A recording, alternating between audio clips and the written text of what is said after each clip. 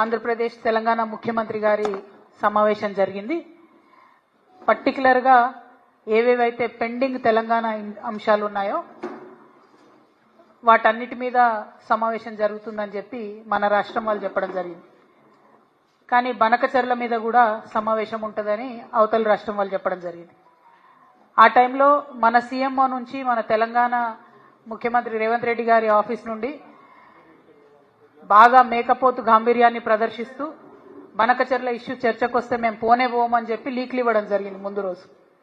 కానీ తీరా తెల్లారి చూస్తే ఏమైందో ఏమో మరి చాలా సంబరంగా ఉత్తమ్ కుమార్ రెడ్డి గారు రేవంత్ రెడ్డి గారు ఇద్దరు కూడా పోయి మరి చంద్రబాబు నాయుడు గారిని ఎదుర్కొని సన్మానం చేసి ఆ ఫోటోలు వీడియోలు చూస్తుంటే అయితే పండగ వాతావరణం కనబడ్డది. మరి అన్నీ చేసి కూర్చున్నారు.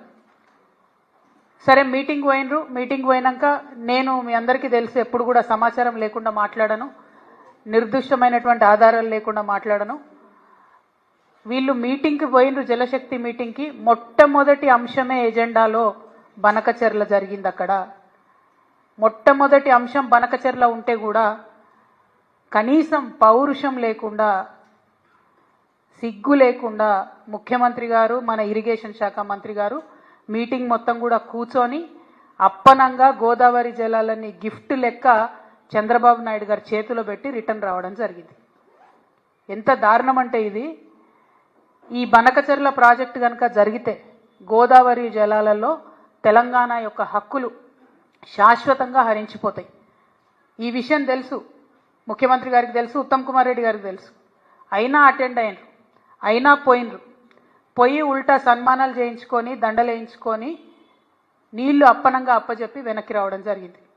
నిజంగా ఎంత బాధ అనిపించిందంటే ఆడ చంద్రబాబు నాయుడు గారు సన్మానం చేస్తుంటే ముఖ్యమంత్రి గారి ముఖం ఆనందంతో వెలిగిపోతున్నది. కానీ నాకైతే బలీక బక్రాన్ చూసినట్టు అనిపించింది. కానీ ఇక్కడ బలయ్యేది ఎవరు? తెలంగాణ ప్రజలు.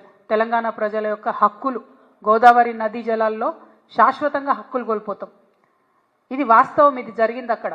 ఎందుకంటే ప్రెస్ ఇన్ఫర్మేషన్ బ్యూరో తెలుగులో ఒక ప్రెస్ నోట్ ఇచ్చింది, ఇంగ్లీష్లో ఒక ప్రెస్ నోట్ ఇచ్చింది. మరి వాళ్ళు పర్టికులర్గా చెప్పడం జరిగింది, ఎజెండాలో బనకచెర్ల ఇష్యూ చర్చించినాం, పవర్ పాయింట్ ప్రజెంటేషన్ కూడా ఇచ్చినాం అన్నటువంటి అంశం ప్రెస్ ఇన్ఫర్మేషన్ బ్యూరో చెప్పడం జరిగింది. బయటకు వచ్చి ప్రెస్ మీట్ పెట్టి దారుణంగా మన ముఖ్యమంత్రి గారు బుకాయిస్తున్నాడు, ఆయన బొంకుతున్నాడు. అరే జరగనే లేదు, వాళ్ళు అడిగితే కదా మేము కట్టేది. ఎంత దారుణం ఇది! ఇంత సిగ్గులేనితనం ఉంటుందా? ఇంత ఘోరం ఉంటుందా? ఇంత అన్యాయం ఉంటుందా? జరిగింది వాస్తవంగా. అక్కడ అంతమంది సీనియర్ ఆంధ్ర ఇంజనీర్లు ఉన్నారు, ఇక్కడ సీనియర్ తెలంగాణ ఇంజనీర్లు ఉన్నారు. జరుగుతున్నటువంటి నష్టమేంది, మీరు ప్రదర్శిస్తున్నటువంటి వైఖరేంది? ఇంత నాన్ సీరియస్గా ఉండేటటువంటి ముఖ్యమంత్రికి నిజంగా మన రాష్ట్రాన్ని పరిపాలన చేసే హక్కే లేదు. ముఖ్యమంత్రి గారు తక్షణమే రాజీనామా చేయాలని ఈ సందర్భంగా నేను డిమాండ్ చేస్తూ ఉన్నాను. ఇక ముఖ్యమంత్రి గారు ఇంకో మాట అంటాడు, ఆ మీటింగ్లో మేము 4 విజయాలు సాధించినామని చెప్తున్నాడు. ఆ 4 విజయాలు ఏంటిది? ఒకటి, టెలిమెట్రీకి సంబంధించినటువంటి ఇన్స్ట్రుమెంట్స్ మేము ఇన్స్టాల్ చేస్తామన్నారు. అందులో కొత్తదనం ఏం లేదు. ఫేజ్ 1 ఎప్పుడో స్టార్ట్ అయింది, ఇది ఫేజ్ 2. అది జరగాల్సిందే, కంటిన్యూషనే. అందులో విషయమే లేదు, ఆయన దాన్ని విజయంగా చెప్తా ఉన్నాడు. అదేవిధంగా ఇంకొక మాట, ఇక్కడ కృష్ణా రివర్ మేనేజ్మెంట్ బోర్డు విజయవాడలో పెట్టాలని కొత్తగా నిర్ణయం అయిందని చెప్తుండ్రు. అందులో కూడా కొత్త నిర్ణయం ఏం లేదు, అది విభజన చట్టంలో ఉన్నటువంటి హామీయే.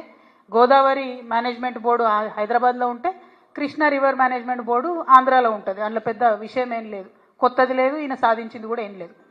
ఇక శ్రీశైలం రిపేర్లు, మన భూభాగంలో ఉన్నటువంటి నాగార్జున సాగర్ని మనం రిపేర్ చేయాలి, వాళ్ళ భూభాగంలో ఉన్నటువంటి శ్రీశైలంను వాళ్ళు రిపేర్ చేయాలి. అది కూడా విభజన చట్టంలో ఉన్నటువంటిదే.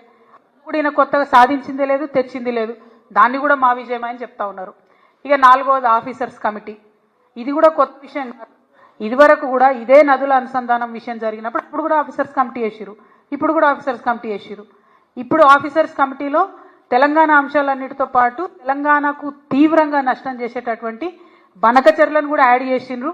అది ఈయన అక్కడ దగ్గరుండి కూర్చొని చూసి సంతకం పెట్టి ఇక్కడికి వచ్చిండ్రు.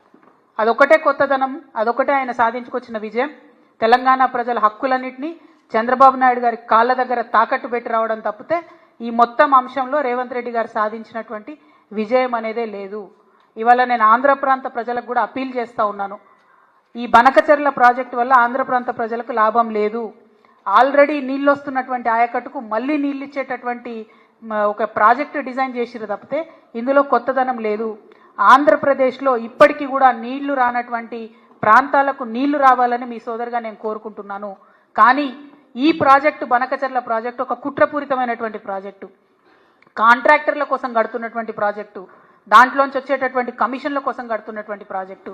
ఇవాళ నేను సవాల్ చేస్తా ఉన్నాను, ఖచ్చితంగా ఇదే ప్రాజెక్టు మెగా కృష్ణారెడ్డి గారికే ఇవ్వడం జరుగుతుంది. మళ్ళీ మెగా ఇంజనీరింగ్ కంపెనీ నుండి తనకొచ్చేటటువంటి వాటా కోసం మన భవిష్యత్తుని, గోదావరి నది జలాల వాటాను మొత్తం కూడా తాకట్టు పెట్టి మన ముఖ్యమంత్రి రేవంత్ రెడ్డి గారు హైదరాబాద్ రావడం జరిగింది.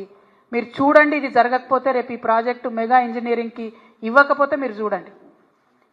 ఎందుకంటే దీని వెనుక జరుగుతున్నటువంటి కుట్ర అవగాహన ఉన్నటువంటి వ్యక్తిగా నేను చెప్తా ఉన్నాను. ఖచ్చితంగా రేపు ఇదే జరగబోతా ఉంది. ముఖ్యమంత్రి గారు అక్కడికి పోయింది మెగా కంపెనీ కోసం. మెగా కంపెనీలో 85,000 కోట్ల ప్రాజెక్టులో ఆయనకు వచ్చేటటువంటి వాటా కోసం పోయింది తప్ప ఇంకో దానికి పోలే. ఇంకొక మాట, central water commission, Godavari river management board, Polavaram project authority ఇవన్నీ కూడా Banakacherla project pre feasibility report అని ఉంటుంది, దాన్ని రిజెక్ట్ చేసినాయి. అయినా ఎందుకు పోయినరు, అయినా ఎందుకు కూర్చున్నారు? మళ్ళీ బయటకు వచ్చి ఏం చెప్తారు ముఖ్యమంత్రి గారు, ఇదంతా ఉట్టిదే, అనఫిషియల్, ఇది అనఫిషియల్ మీటింగ్ అంటారు. అసలు అనఫిషియల్ మీటింగ్ ఎందుకు? మరి అనఫిషియల్ మీటింగ్ ఇద్దరు రాష్ట్రాల ముఖ్యమంత్రులు, ఒక జలశక్తి కేంద్ర జలశక్తి మంత్రి ఉంటాడు, దానికి అఫీషియల్గా పిఐబి ఇస్తుందా రిపోర్టు? అంటే అఫీషియల్గానో అనఫీషియల్గానో మొత్తానికైతే చంద్రబాబు నాయుడు గారి ఎజెండా ఇంప్లిమెంట్ చేయడానికి పోయినరు తప్పితే ఇంకోటి కాదు అన్న విషయం ఇవాళ తెలంగాణ ప్రజలందరూ కూడా గమనించుకోవాలి. ఈయన చంద్రబాబు నాయుడు గారికి సద్ది మోస్తున్నాడు, తెలంగాణ బిడ్డలనేమో ఎండబెట్టేటటువంటి ప్రయత్నం చేస్తున్నాడు. ఈ వైఖరిని మేము తీవ్రంగా విమర్శిస్తూ ఉన్నాం. మేము తెలంగాణ జాగృతి నుండి మీ అందరికీ తెలుసు, ఇదివరకు ఉమ్మడి ఆంధ్ర రాష్ట్రంలో ఉన్నప్పుడు కూడా పోలవరం ప్రాజెక్టు మీద న్యాయ పోరాటం చేసినాం. ఇవాళ మేము చూస్తున్నాం, కాంగ్రెస్ పార్టీ తెలంగాణను ఫెయిల్ చేస్తున్నది, భారతీయ జనతా పార్టీ అయితే మాటనే మాట్లాడతలేదు. అందుకనే మాలాంటి సంస్థలు ఇప్పుడు ముందుకు రావాల్సినటువంటి అవసరం ఉన్నది. తెలంగాణ జాగృతి నుండి న్యాయ పోరాటం చేస్తాం, తప్పకుండా బనకచర్ల ప్రాజెక్టును ఆపి తీరుతామని కూడా ఈ సందర్భంగా మేము తెలియజేస్తా ఉన్నాము. మరి తెలంగాణకు అన్యాయం జరుగుతుంటే మేకపోతు గాంభీర్యం ప్రదర్శించి ప్రజల్ని మోసం చేస్తున్నటువంటి ముఖ్యమంత్రి గారు ఖచ్చితంగా నేను రిజైన్ చేయాలని చెప్పి కోరుతా ఉన్నాను. అదేవిధంగా నేను ఇంకొక డిమాండ్ కూడా చేస్తున్నా. 21వ తారీఖు నుంచి పార్లమెంటు ప్రారంభమవుతా ఉన్నది. ఈ పార్లమెంటు సమావేశాలలో ఖచ్చితంగా అఖిల పక్షాన్ని తీసుకొని ముఖ్యమంత్రి గారు ఢిల్లీకి పోవాలి. ఒకటి బీసీ బిల్లు విషయం, 2 బనకచర్ల విషయం, 2 కూడా సాధించుకొని రావాలని చెప్పి ముఖ్యమంత్రి గారిని నేను డిమాండ్ చేస్తూ ఉన్నాను. మళ్ళొక్కసారి ఆంధ్ర ప్రజలకు, ఆంధ్ర ప్రాంత ప్రజలకు కూడా నేను రిక్వెస్ట్ చేస్తున్నా, ఇది కాంట్రాక్టర్ల కోసం, అవినీతి కోసం కట్టేటటువంటి ప్రాజెక్టు తప్పితే ప్రజా ప్రయోజనాల కోసం కట్టే ప్రాజెక్టు కాదు. మా ప్రాంతమైనటువంటి తుపాకులగూడెం నుంచి నదుల అనుసంధానం జరిగితే తెలంగాణ ప్రాంత ప్రజలు కూడా బాగుంటారు, ఆంధ్ర ప్రాంత ప్రజలకు కూడా వచ్చేటటువంటి హక్కుపుక్తమైనటువంటి నీళ్ళన్నీ కూడా వస్తాయి. కాబట్టి ఈ విషయంలో ఆంధ్ర ప్రాంత మేధావులు, ప్రజలు కూడా ఆలోచించాలని చెప్పి, పునరాలోచించాలని చెప్పి చంద్రబాబు నాయుడు గారిని కూడా నేను రిక్వెస్ట్ చేస్తూ, తక్షణమే బనకచర్ల ప్రాజెక్టు ఆపాలే, ఆపకపోతే మాత్రం మేము న్యాయ పోరాటం చేస్తాం. ఈ దేశంలో న్యాయ వ్యవస్థ మీద మాకు నమ్మకం ఉన్నది. మా ముఖ్యమంత్రి యొక్క అచేతన స్థితికి మేము చాలా బాధపడతా ఉన్నాం. ఆయన తక్షణమే రాజీనామా చేస్తే ఈ రాష్ట్రానికి మంచిదని కూడా మేము కోరుతా ఉన్నాం. Thank you. జై తెలంగాణ, జై జాగృతి.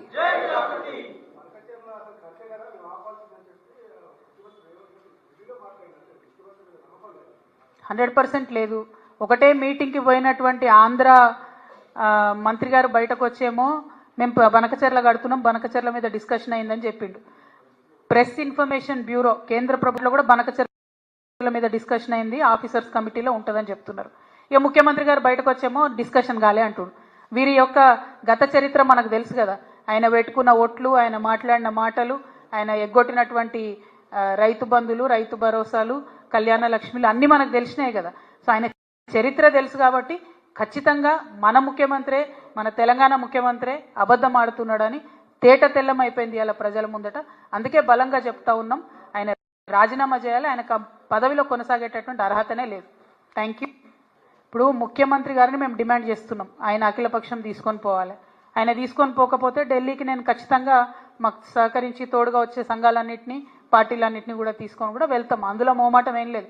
ఎందుకంటే తెలంగాణ ప్రజల హక్కుల కోసం రాష్ట్ర ముఖ్యమంత్రిగా ఆయన తన బాధ్యతను మర్చిపోవచ్చు, కానీ మేము మర్చిపోలేదు. తెలంగాణ జాగృతిగా న్యాయ పోరాటం చేస్తాం. అవసరమైతే ఢిల్లీ బేస్డ్గా కూడా ఆందోళనకు కూడా రూపకల్పన చేస్తాం.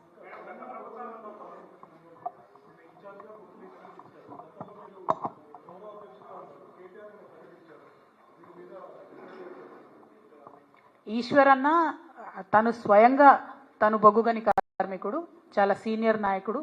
మా జగిత్యాల జిల్లాకు కూడా మేము ఆయనను పెద్దనగా పిలుచుకుంటాం. అటువంటి నాయకుడికి ఇన్ఛార్జ్ ఇవ్వడం డెఫినెట్గా తెలంగాణ బొగ్గుగని కార్మిక సంఘం మంచిగా పనిచేస్తుందని చేయాలని కూడా కోరుకుంటున్నాం. Thank you.